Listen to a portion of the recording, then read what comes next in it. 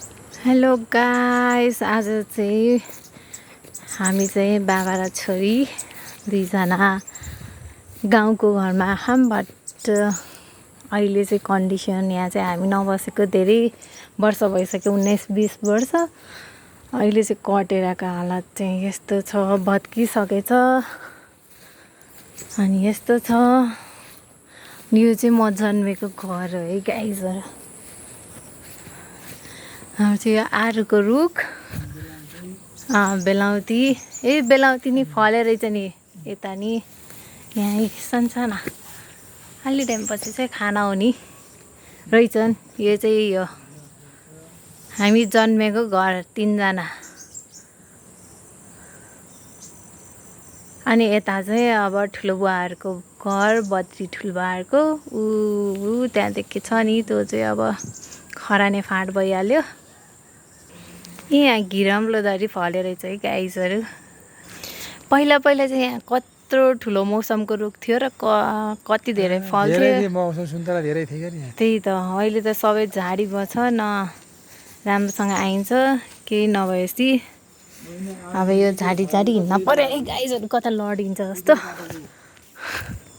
यहाँ बाबाले चाहिँ अहिले चाहिँ के सार्नु भयो अरे? ल के सारे हो भनिदिनु त। हान्नु बाँकी नै छ। यहाँ त कफी सारेको छ, कफी रे, एभोकाडो, कागती, मेकेडेमिया नट है, अब अनि अम्बा। अब सबै अलि व्यवस्थित तरिकाले गर्न पनि रहेछ। ओहो, यस्तो बाटो कसरी हिँड्ने गाइजहरू?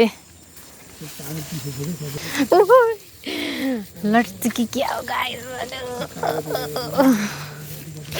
फाइनल्ली यो चाहिँ कफी रहेछ है।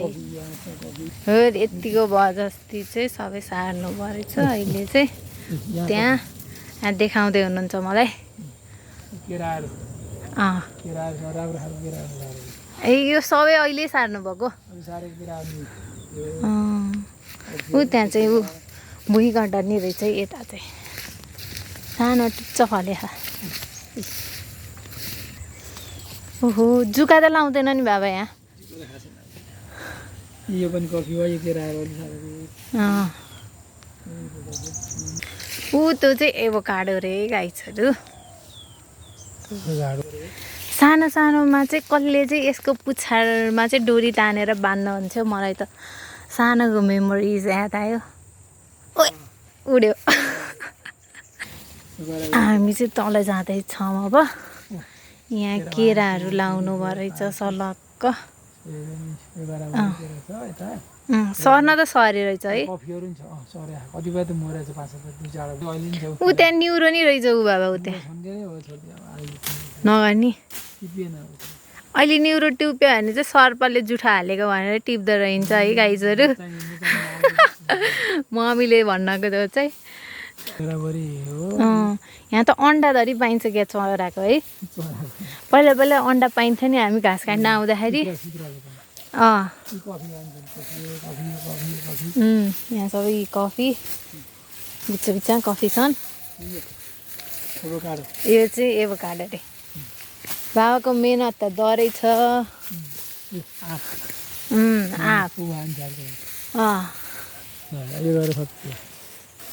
अनि यो ठुलो गरामा चाहिँ सबै मेकाडेना भन्ने चाहिँ फ्रुट्स लाउनु भएको छ अरे। त्यो चाहिँ धेरैलाई चाहिँ थाहा नहुन सक्छ। त्यो चाहिँ बाहिरको कभर चाहिँ एकदमै त्यो कटुस जस्तो हो कि, त्यो वान टाइप अफ कटुस जस्तो हो। जापानिज कटुस चाहिँ यहाँ एउटा अब कता अलि स्पेस चाहिन्छ। यो चाहिँ एकदमै ठुलो रुख हो क्या एकदम। अनि यसरी स्पेस बनाउँदै लगाउनु भएको बाबाले। त्यहाँ त्यसरी नै सबै सलक्क रहेछ। शिशिर र मेरो भाइ र बाबा आएर एक दिन पुरै मेहनत छ यहाँ। भर्खर पानी परेको इन्भाइरोमेन्ट चाहिँ कस्तो राम्रो देखिए। जे होस् एकदम राम्रो ठाउँमा छ हाम्रो गाउँ चाहिँ। अनि त्यहाँ चाहिँ एयरपोर्ट देखिन्छ, ट्याक्क पोखरा एयरपोर्ट।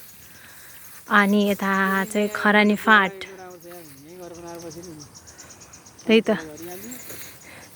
भन्दै हुनुहुन्छ यहाँ रिग्रेट गर्दै हुनुहुन्छ बाबाले तल घर बनाइहालियो अब यहाँ चाहिँ यहीँ बनाउन पाएको भए भनेर भन्न अहिले बल्ल पहिला चाहिँ अब के नहुन्छ भनेर फाँटतिर सरियो अहिले चाहिँ यहीँ राम्रो भयो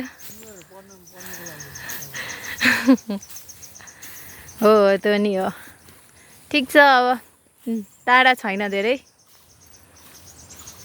बाबा त यो घाँस छल्दै त्यता त गइहाल्नु भयो म चाहिँ कसरी जाने भन्ने सोचिरहेको छु आउन पर्दैन ल ऊ त्यो चाहिँ कटहरको रुख हो यहाँ कति धेरै कटहर फलेको थियो अरे अब सबै मान्छे चाहिँ नबस्ने भएपछि सबले चोरिदिएर केही नि रहन्छ नत्र अहिले टक्क कटहर खान पाइन्थ्यो अहिले कटहर पाक्ने सिजन हो यस्तै छ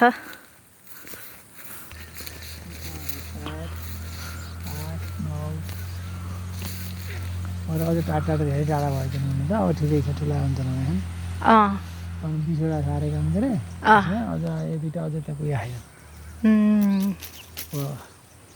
ठुलो हुन्छ भने ठाउँ उता हाम्रो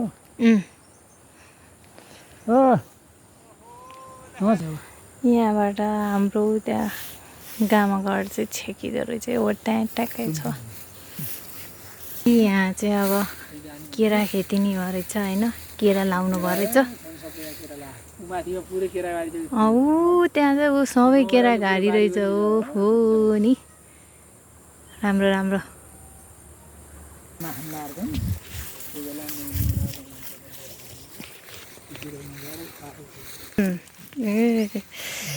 यताबाट जानु पऱ्यो गाइसहरू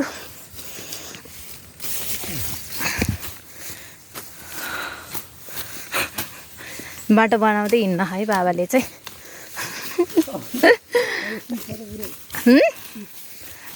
शीत